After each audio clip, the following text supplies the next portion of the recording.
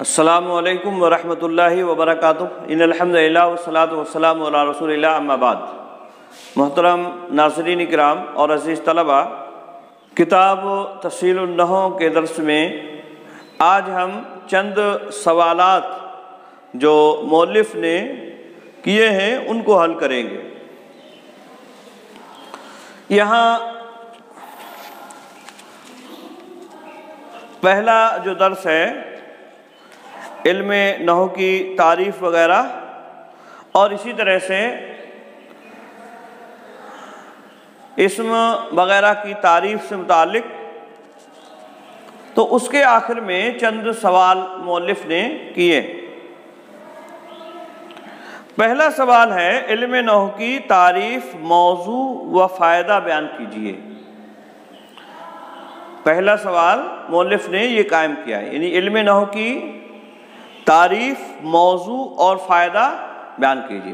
تو علم نحو کی تعریف اس سے پہلے ہم نے پڑھ رکھی ہے، یعنی ایسا علم ہے جس کے اندر اسم، فعل، حرف کو ملا کر جملہ بنانے کا طریقہ اور ان کے احوال کو جانا جاتا ہے۔ تعریف جب ہم نے جان لی تو اس کا موضوع جاننا بھی ایک دم آسان ہے۔ یعنی موضوع جو ہے ہر علم کا وہ شے ہوتی ہے جس کے اندر اس کے ذاتی احوال بیان کیے جاتے ہیں۔ تو علم نحو میں کس کے احوال بیان کیے جا رہے ہیں؟ کلمہ اور کلام کے۔ تو یہی کلمہ اور کلام یہ اس کا موضوع ہو گیا۔ اسی طرح سے اس کا فائدہ کیا ہے؟ فائدہ بھی ایک دم ظاہر ہے، عربی زبان میں خطائے لفظی سے محفوظ رہنا، یعنی کسی بھی طرح کی کوئی غلطی نہ ہونے پائے لکھنے کی، یا اسی طرح سے عربی زبان بولنے کی جو غلطی ہو سکتی ہے، تو ان قواعد کی، یعنی علم نحو کے جو قواعد ہیں ان کی رعایت کر کے آدمی ان غلطیوں سے اپنے آپ کو بچا سکتا ہے۔ اسی طرح سے دوسرے نمبر پر دوسرا سوال انہوں نے قائم کیا ہے، لفظ موضوع اور مہمل کی تعریف ما امثلہ بیان کیجیے۔ لفظ موضوع اور اسی طرح سے مہمل، تو لفظ موضوع کا مطلب جو کسی معنی کے لیے بنایا گیا ہے، جیسے زیدن ہے، مثال کے طور پر زیدن یہ ایک نام کے لیے بنایا گیا ہے، یا اسی طرح سے رجل آدمی، تو یہ کیا ہو گیا؟ موضوع ہو گیا یہ۔ اور اسی طرح سے مہمل، یعنی جس کا کوئی معنی نہیں ہے، جو کہ کسی معنی کے لیے نہیں بنایا گیا ہے، جو کسی معنی پر دلالت نہیں کرتا ہے، جیسے یہاں ہم دیز کر سکتے ہیں، اس کا الٹا دیز کر سکتے ہیں۔ اب دیز کا کوئی معنی نہیں ہوتا ہے، یہ زید کا الٹا ہے۔ تو مہمل کا مطلب کیا ہے؟ یعنی جس کا کوئی معنی نہ ہو، ایسا لفظ ہو جس کا کوئی معنی اور مفہوم نہ ہو، ٹھیک ہے۔ اور موضوع کسے کہتے ہیں؟ جو مفرد معنی کے لیے بنایا گیا ہو۔ اسی طرح سے 3 نمبر ہے، مفرد کا دوسرا نام کیا ہے؟ مفرد کا دوسرا نام کلمہ ہے، اس سے پہلے انہوں نے ذکر کیا ہے۔ تو مفرد کا دوسرا نام کلمہ ہے، یعنی جو اپنے معنی پر دلالت کرتا ہے، اپنے معنی کو بتلاتا ہے، جس کا کوئی معنی اور مفہوم ہوتا ہے۔ تو کلمہ، مفرد کو کلمہ بھی کہتے ہیں۔ اسی طرح سے 4 نمبر میں ہے، کلمہ کی کتنی قسمیں ہیں؟ ان سب کی تعریف ما امثلہ بیان کیجیے۔ تو کلمے کی 3 قسمیں ہیں، اسم، فعل، حرف۔ اسم ایسے کلمے کو کہتے ہیں جو اپنے معنی کو خود بتائے اور تینوں زمانوں میں سے کوئی زمانہ نہ پایا جائے، جیسے زیدن ہے، رجل ہے، یہ اپنے معنی خود بتلا رہے ہیں اور کوئی زمانہ ان کے اندر نہیں پایا جا رہا ہے، ٹھیک ہے۔ اور اسی طرح سے فعل ایسا کلمہ ہے جو اپنے معنی کو تو خود بتاتا ہے لیکن اس کے اندر کوئی زمانہ بھی پایا جاتا ہے، جیسے ذہبا، یا اسی طرح سے قتلا۔ ذہبا وہ گیا، قتلا اس نے قتل کیا، یذہب وہ جاتا ہے، یقتل وہ قتل کرتا ہے، ٹھیک ہے۔ تو یہ فعل کی تعریف ہوئی۔ اور حرف ایسے کلمے کو کہتے ہیں جو اپنے معنی کو کسی دوسرے کلمے سے ملے بغیر نہیں بتا پاتا ہے، یعنی اس کو جب ہم اس کا معنی اور مفہوم جاننا چاہیں گے تو کسی دوسرے کلمے سے ملانا ضروری ہے، بغیر کسی کلمے سے ملے ہوئے وہ اپنا معنی نہیں بتا پائے گا۔ جیسے من ہے، یا اسی طرح سے من ہے، یا اسی طرح سے الہ ہے۔ یہ من اور الہ یہ اپنے معنی نہیں بتا سکتے ہیں جب تک کہ کسی دوسرے کلمے سے اس کو نہ ملائیں۔ ذہبت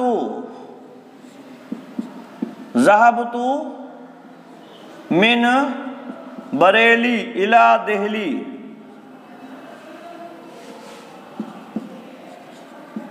ذہبت من بریلی الى دہلی، میں بریلی سے دہلی گیا۔ اب یہ بات پوری واضح ہو جا رہی ہے۔ ذہبت میں گیا، من بریلی بریلی سے، الى دہلی دہلی، ٹھیک ہے۔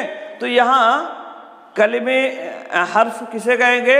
حرف ایسا کلمہ ہے جو اپنے معنی کو کسی دوسرے کلمے سے ملے بغیر نہیں بتا پاتا ہے، اس کو کسی کلمے سے ملانا لازمی اور ضروری ہے، تب وہ اپنے معنی کو واضح کرتا ہے۔ جیسے من الہ، یہ ذہبت بریلی اور دہلی کے ساتھ مل کر کے اپنے معنی کو بتا رہے ہیں۔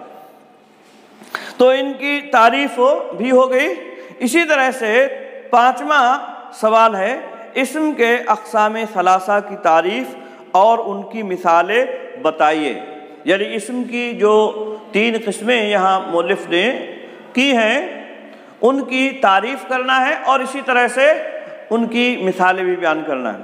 اور وہ 3 قسمیں کیا ہیں؟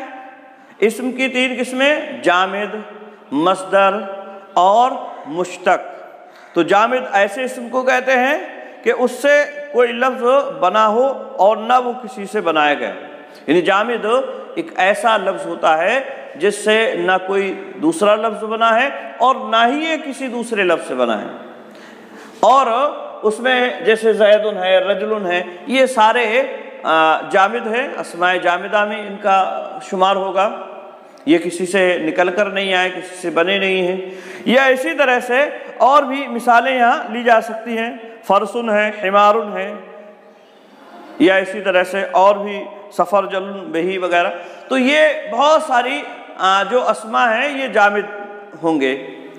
اسی طرح سے دوسری قسم جو ہے مصدر کی ہوگی۔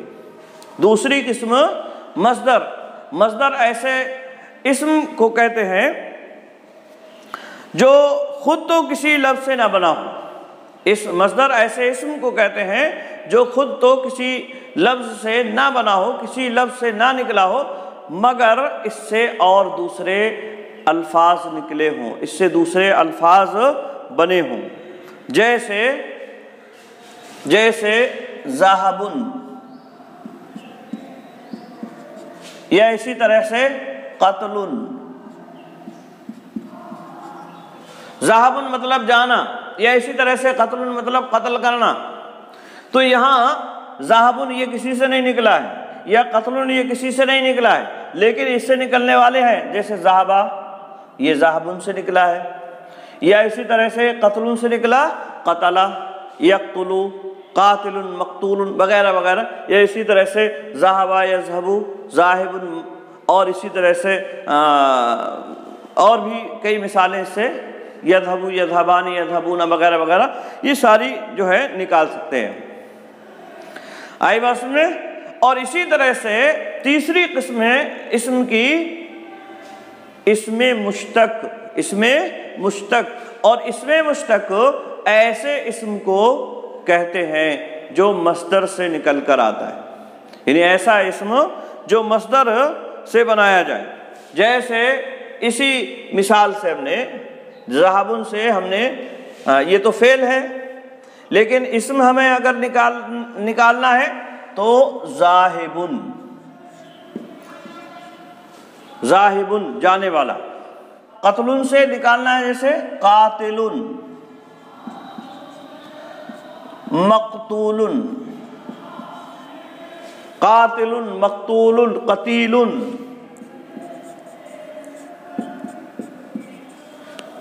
تو اس طرح سے ہم نے یہ بہت سارے نکالے۔ اسم اعلیٰ ہوتا ہے، صفت مشبہ ہوتا ہے، اسم مبالغہ ہوتا ہے، اور اسی طرح سے اسم تفضیل وغیرہ وغیرہ، یہ سارے ہم مصدر سے نکالتے ہیں، تو انہیں اسماء مشتقہ کہتے ہیں۔ یعنی اسم مشتق ایسا اسم جو مصدر سے نکالا گیا ہو، جو مصدر سے بنایا گیا ہو، جیسے یہاں ہم نے دیکھا ذاہب سے ذاہب نکلا، قتل سے قاتل مقتول اور قتیل وغیرہ نکلے ہیں۔ تو یہ 5 سوال مؤلف نے یہاں پہلے سبق کے بعد کیے تھے، علم نحو کی تعریف، اس کا موضوع اور فائدہ، اور اس کا جواب ہم نے آپ کے سامنے دیا۔ اسی طرح سے لفظ موضوع اور مہمل کی تعریف، ماں مثال، یہ بھی ہم نے آپ کے سامنے رکھی۔ اسی طرح سے مفرد کا دوسرا نام کیا ہے، کلمہ ہے، یہ بھی بتلایا گیا۔ کلمے کی کتنی قسمیں ہیں، ان سب کی تعریف ماں امثلہ بیان کی گئی ہے آپ کے سامنے۔ اسی طرح سے اسم کے اقسام ثلاثہ کی تعریف اور ان کی مثالیں بھی آپ کے سامنے رکھی گئیں۔ تو یہ 5 سوال مؤلف نے پہلے سبق کے خاتمے پر کیے تھے، اور اسی طرح سے اور بھی سوال ہیں انشاءاللہ العزیز، ان کو آئندہ درس میں آپ کے سامنے رکھا جائے گا۔ آج کے لیے بس اتنا ہی۔ السلام علیکم ورحمۃ اللہ وبرکاتہ۔